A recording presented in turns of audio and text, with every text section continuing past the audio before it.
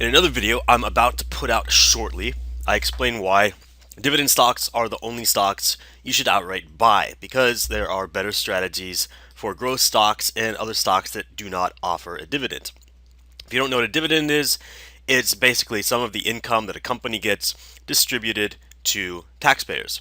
Or not taxpayers, what am I talking about? To shareholders. We just did taxes, obviously, April 17. It's been on my mind. But if you want to find if a stock has a dividend, just type it in into Morningstar, and what you get is a yield right up at the top. Now, if that yield is blank, like you see for Facebook, it means the stock does not pay a dividend. So why would you buy this stock? Well, because you believe that the price is lower than it's going to be in the future, and you hope to sell it.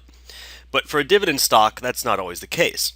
So let's take a look. I have 5 dividend stocks that should do pretty well in 2016. The first two are pretty high risk. The first one is CELP. It's high risk, but obviously with high risk, you get a high reward. Check out this yield. It's 20%, which means that at the end of the year, even if the stock goes nowhere, you've gained 20% on what you're holding. So if you're looking at a stock that's trading at 8.46 at the end of the year, you will have that same. If that stock stays the same, you can sell the stock back, but you'd also get about $2 in dividends. So you would essentially have a stock that's worth $10.15. So that's the idea here. When you're looking for a good dividend stock, you're not only looking for yield. Well, some people are, but you're not just looking for the yield. You're also looking for the safety of that dividend. A dividend safety is put into question when a company is looking bad. So the reason you want to look at Morningstar is because you got decent financials down here. For a stock like this, it's more of a small cap stock. You're not going to get all the details here, but you want to look at the stock and compare it to the industry average. So here the price to book is not that great. It's trading at a higher price to book than most of the industry.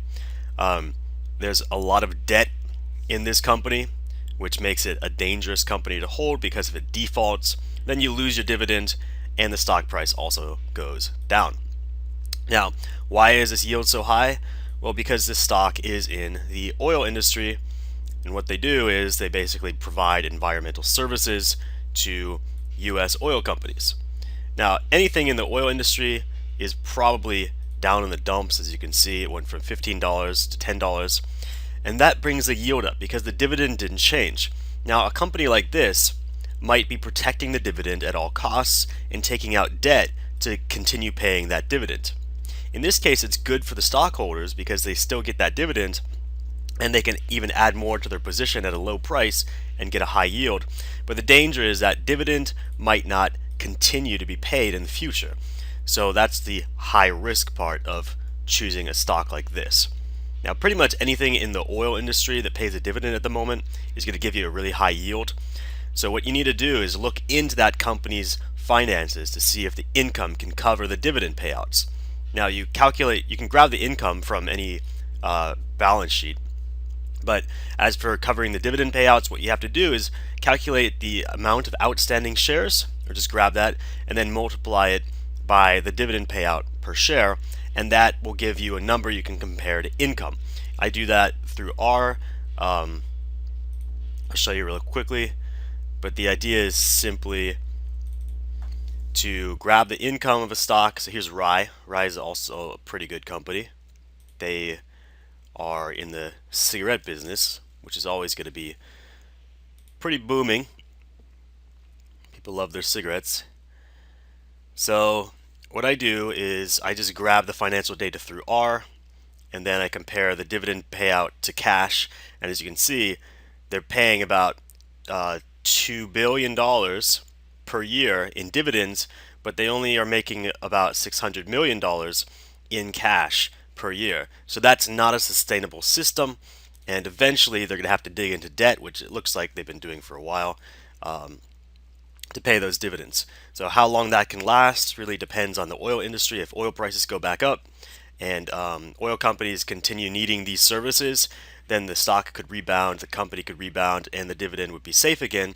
And in that case, the stock price would go up, the yield would go down, but you can always sell that stock and then rebuy another high yield dividend stock.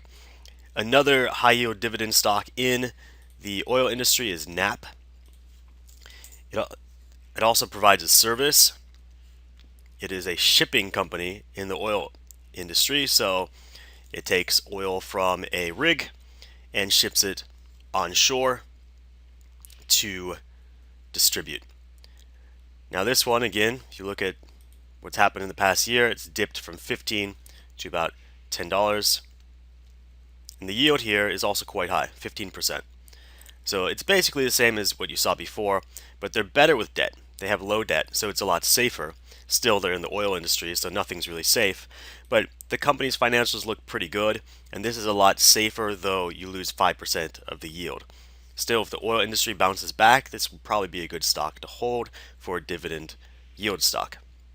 Now, if you want to play something safer, you can go with something in the healthcare industry, because that's always going to be needed, even if a recession or a stock market crash occurs in 2016. Your yield is not high, as you can see. It's only 2%, but that's pretty standard for a good company. For a good company, you're going to get about 2 to 4% yield, 4% being on the high side. But if you want something safe, that has good financials, that's been stable for a long time, that's been more or less growing over time, you're going to have to accept a lower yield. Still, the fact that you get a yield means that the stock doesn't have to go up. It can trend sideways and you're still profitable. But you're hoping that the stock does go up so that the yield just adds to your gains in terms of the stock price. So there's healthcare. You can also go with consumer goods, which is going to be stable even if we have a recession. So PG, Procter & Gamble, is a pretty safe one. As you can see, the yield is a bit higher, 3%. It's on the higher side. And we have pretty low debt. Stock itself trending upward generally. So overall, you've got a couple safe choices, PG and J&J. You got a couple dangerous choices in the oil fields.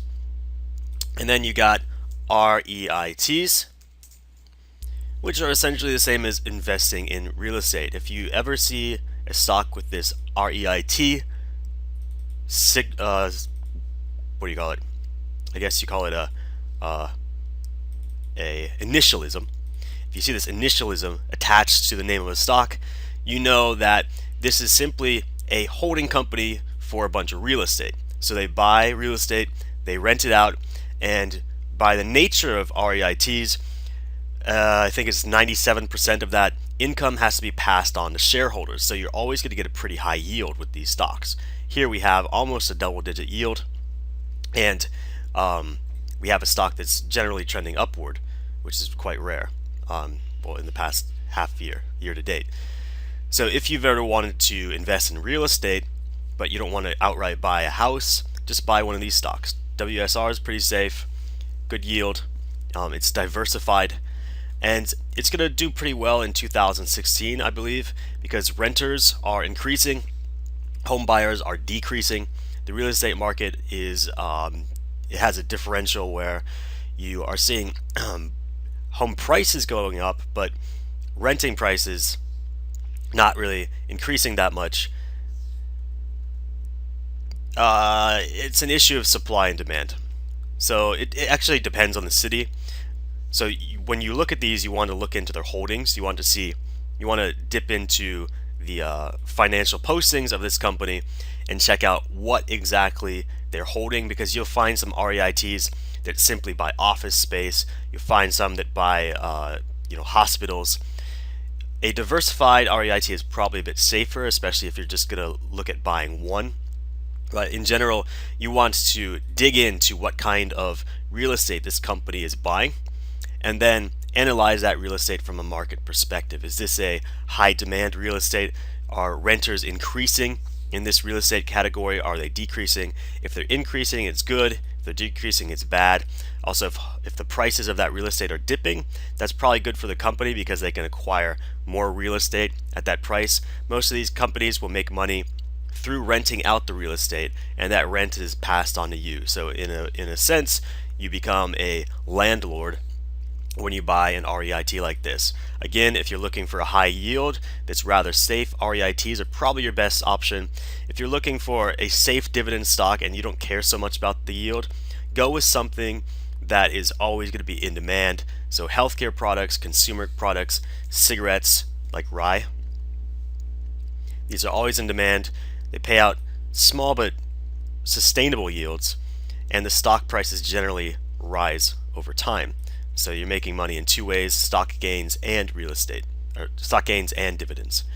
And then if you want to play a more high risk strategy, you can go with any of those non-diversified oil companies. And by non-diversified, I mean focusing on one aspect of the oil industry. So that's avoiding, well, not avoiding, but that's not including stocks like BP, because BP has upstream, downstream, and midstream, and they pay a high yield.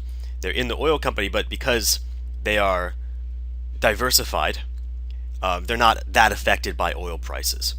Whereas companies that rely on selling their services or equipment to oil companies have been hurt by the recent commodity bear market, the oil bear market, and because of that, because the stock price has dropped, the yield has gone up. The dividends stay the same, but the dividends divided by the stock price becomes very high.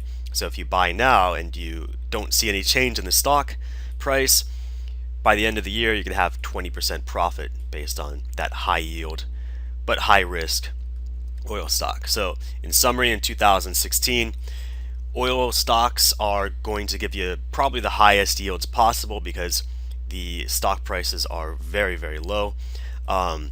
Consumer staples and healthcare are probably going to be the most stable and safest for if we see a market correction or a market crash.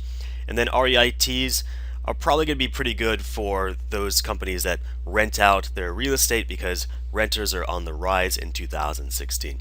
That's it. If you like this video, please click like, subscribe for more videos of this type, and if you have any video requests, leave them in the comment section below and I will get to them. This was a request, so please know that I am doing requests. Just make sure you put them in the comment section so I can see them.